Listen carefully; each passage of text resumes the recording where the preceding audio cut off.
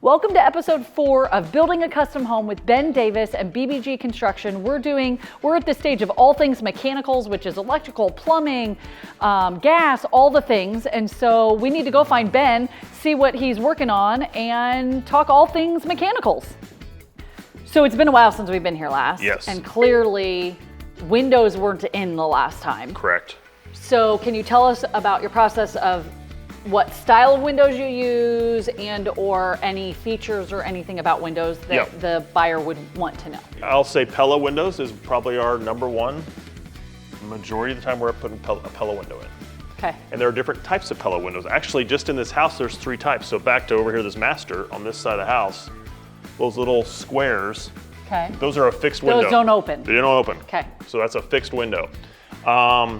In like these other rooms, we did double, or like right here, we did double hung windows. So the bottom goes up, Yes. and then the top also comes That's down correct. so that they can be cleaned. That's correct, double Is hung. that the only benefit of that type of window? Yeah, that's why people like those, is the cleaning the window thing. Okay. Okay. I will tell you, to me, the best type of window is a casement window, I feel like. Okay, We and what's actually that? have one right over there. It's a smaller one, and why we did it was it's just the way the house sits, it was best for that. Called Okay. like crank out windows. That's a casement. Oh, A crank out okay. window is a casement window. Okay. And why? Still has, if it cranks out, Yep. then does it have a screen? Yeah, so that screen is on the inside. Okay. Yeah. Okay. So from the outside of the house, I think it's a cleaner look because you're looking at glass compared to on a double hung, you're looking at a screen. The other thing is, on a casement window, the harder the wind blows, the tighter that window gets because it cranks out, and then when you crank it in. So as the wind is pressing against it, it's actually, yes. yes, does that make sense? Is there a big price difference on those styles of windows? Yes, casements do cost more than double hungs. 80% of the windows we put in are black, or even I say black on black. So sometimes you can get black on the outside, white on the inside. Oh. So see, that's another option. That's interesting. Like we have a house Okay. just down the street where we did black on the outside and we did white on the inside. The patio door over here. Oh, okay. So it's, it's 3 panels wide. The one Okay. panel in the middle functions compared to, I'll call it like a production builder. Oh, it's the one. It's just like 2 panels. Uh-huh. So the middle one The middle one opens? slides, yeah. Mm-hmm. I want that. Yeah. Yep. Pella is also the only one that has the slider on the outside Outside. compared to having it on the inside. Yeah, that's part of what why I was like, I want that. I like that because Yeah. it's always on the inside. It gets so dirty, Yes, and typically when it rains or something, the water's coming in. Yep. So Pella's the only one that has it on the outside. Yeah. Okay, go Pella. So now the mechanicals have been going on. I will say we are probably 80% done with mechanicals. Okay.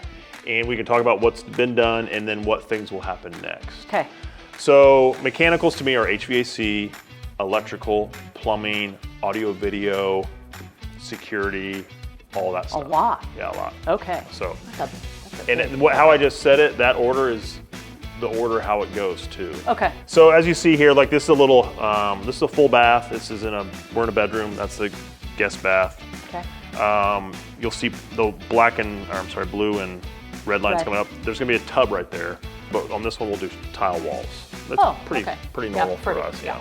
Okay. You'll see some drain lines and other white pipes going up through the attic. So that's the vent pipes. Okay. And the other ones are the drain pipes that they then go down.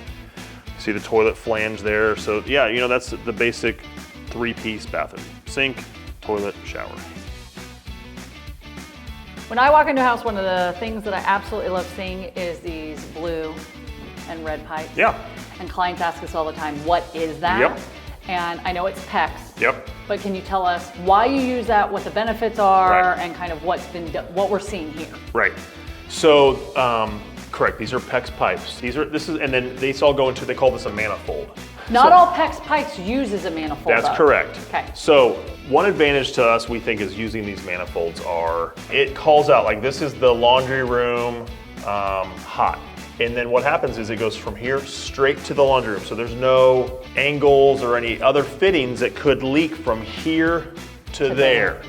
So huge. Right. So that also point is, if there's anything you want to change out, you can always just turn it off here and you can keep the whole rest of the house on. Okay. So those are some advantages of using the manifold. It's like, hey, no other breaks in line, right. whatever you want to call it, yeah. Okay. So that's why we like it. It's also it's almost like I said, idiot proof. Like Right. it labels, or we label it so everything has its place, yes. Okay, so that's red. Yeah, so that's hot. You So- indicated hot. And the pipes are actually exactly the same. It's just back to its idiot proof. We know this is hot.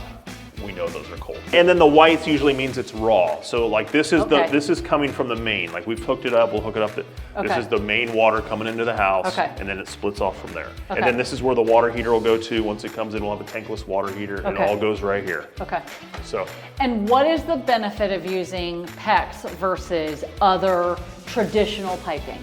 So this is PVC, the white stuff, the bigger stuff, that's your drain pipes. Okay. You might have seen some houses that got smaller, it's PVC. If it freezes or gets cold, it's gonna bust just like that. Right. This does have like a capacity to expand and contract a little bit. Still, you know, so it doesn't have that breakage. We're planning out where we're running our water lines so they're not like on outside walls Okay. or places like that. So we try to It's rare that maybe. prevent some of that freezing Yeah. type stuff, yeah. Okay. So the plumber runs gas as well. Okay. So this is similar. This is called a manifold. That's a gas manifold. Okay. So same thing. Okay. He's ran, the main gases come in this bigger one, and then we break it up into whatever we need here. So Okay. one of these will be for the water heater, one of these will be for the furnace, one will be for stove, one's for the fireplace, and it can keep going. So plumbing wise, you know, I call it the hearts or the guts of the plumbing, all's all down here in this room. So another thing that I see clearly that's done that wasn't last time is kind of the HVAC system, Yep. right? The unit looks to be in, Yep. and ductwork. Is all the ductwork done in the house? Back to it's probably 90% done. There's a Okay. few things that we have to do so then he can finish. But yes. Okay. So with the whole system, you mentioned last time doing like a continuous fan. Yeah. So is that on this unit, or how is that? So yeah, we probably talked about the energy efficiency of houses, and so you know, making them tighter and all that stuff. So Right. there's different ways to bring in like fresh air or things you can do to help meet the energy code. One thing we do is a continuous running like bath fan. That's another part of the house over here. Please tell me it's quiet. It is quiet, yeah. Okay. So you see all the ductwork that's here. You know, you see these white pipes. You actually, you know, on your house, if you see some white pipes sticking out, that's could be probably HVAC. Okay.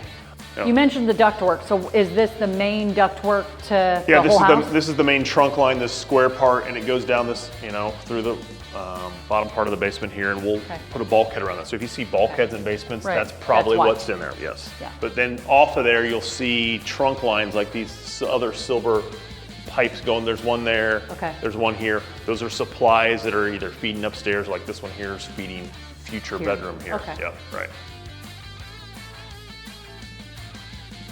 I noticed a lot of can lights down here. First off, I absolutely love that. Yep. But then there's also a box. Can you kind of talk about that side of electrical? Right, yeah. So we're big can light people.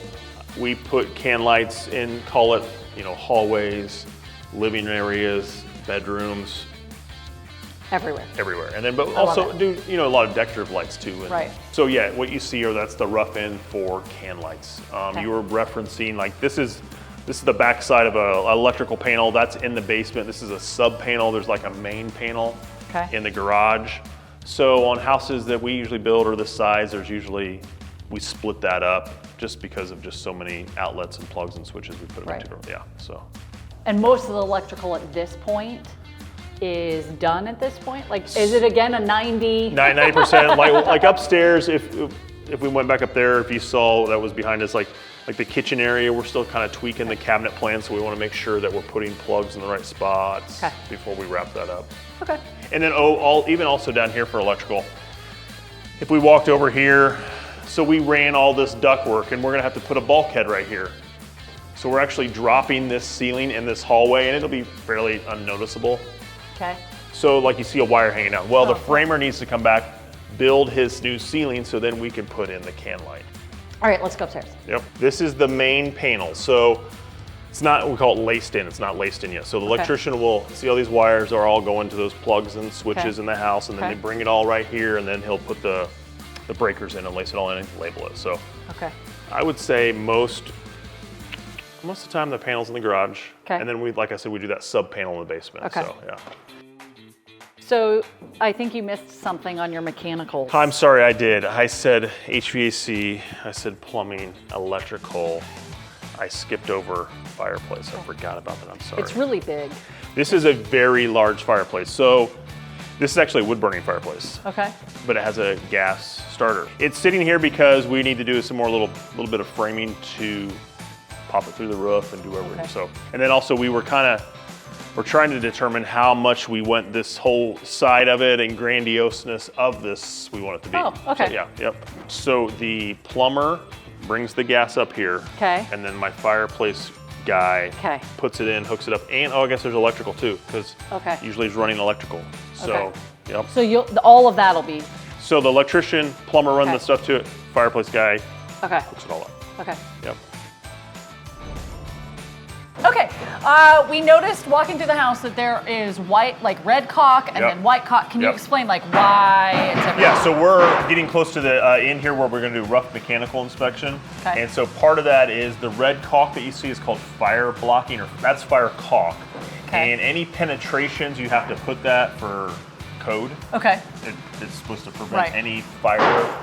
For it to spread quickly. Exactly right, yes. Okay. So you have to have any penetrations, and then certain spots like right here where wires go across. Okay. Yeah, and so then the white caulk that you see, that's all air barrier stuff. Like that's my installation company does that. So like to help make the house tighter. So like any little spot, like they do the floor, they do all that is just more stop air leakage in the house. And then also see how it's already sprayed, we spray foam between here, the window and the. Oh, okay. So that's all just prep work before we actually insulate our house. So it's really, if there's any air that's going from inside to outside, it is caulked. Exactly. That's that airtight thought though, right? Yeah.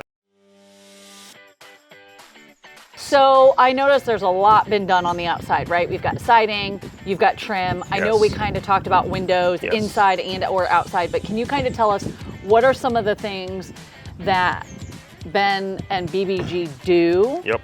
Especially because there's a lot of things that I'm seeing that are very important for the consumer to kind of understand. Yes, so we have, call it 90%, 95% of the siding done. What if you don't see siding, it's because it's gonna be stone and brick. Like, yeah, so that's one thing to think of. Okay. As you look here on the siding, we've done lap and a board and batten. So, you know, that's something else we like to do. We like to mix up like textures. Right. So like back to like, we're gonna have stone over here, we'll probably have brick there. Okay. So I think it sets the house apart. Right, okay. Curb appeal is big. One of the things that I see that you also now have is black stuff. Oh, on the roof? What is that? Yeah, what is that? So, it used to be called like black paper, but this is a synthetic paper. Okay. And then it probably looks more white or gray on camera here. That's ice and water. And when you see that, we always put that at the bottom of the roof. And then if there's large sections of it, that's either the valley or where we know we're gonna put like a metal roof on.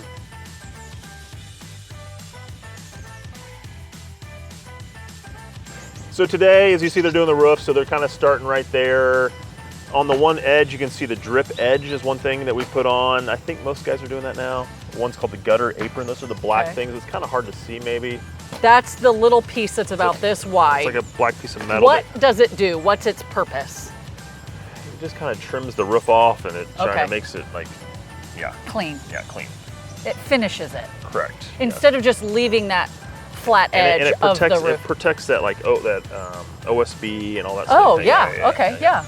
So sometimes the water underneath is like this white stuff you see. That's ice and water shield. Okay. So we go up about, probably 2 feet or so, and it's called ice damming. Have you probably seen that before? I have, yeah. Yeah, so that's another thing, the way we put the ice and water on there and in the valleys and on the bottom there. Okay. And also the high temp, we put that on there when we do the metal roof part, so you can kind of see right above this window on the garage where we've started already putting the little metal roof there, which we'll have that on other parts of the house as well. And does it matter what type of shingles or anything? Is a shingle a shingle? There are different, like I think there's like a 15-year, 25-year. I think you can go up to like a 50-year. It's just it's like thicker. Yeah. We usually put on a dimensional shingle. Those are the ones, the architectural dimensional, like a 25-year, 30-year shingle. Okay. We use JAF is what we put a lot on. That's the brand name. Yeah. So Okay, so we finished mechanicals and essentially now roofing. Thanks for kind of walking us through that. Yeah. What's next? What will the next episode be about? Yeah, I would say that the next big things going on here will be we'll have our rough inspection here in a couple days since the roof goes on. And then we'll do insulation, which will be a few days, and we usually spray foam our houses. So this one I think is getting spray foam. Oh, that'll be fun to. Yeah, it's kind of a fun thing to see that. Yeah. And then after insulation is drywall, and that's kind of a nasty little mess too. So the next couple things are stuff like that. Yeah. Behind the wall clean. stuff. Yeah, behind the wall. So there really isn't anything between now and drywall that goes in. Like it's really just kind of like we're kind of packaging it. That's right. We're packaging it. We're putting the ribbon on the inside with the drywall. Exactly. Okay. So we'll meet you at that point and see and kind of talk about what's going on. Yeah. Thanks for watching this episode. And if you have any questions, reach out to me or even to Ben. And thanks for watching. We'll catch you next time.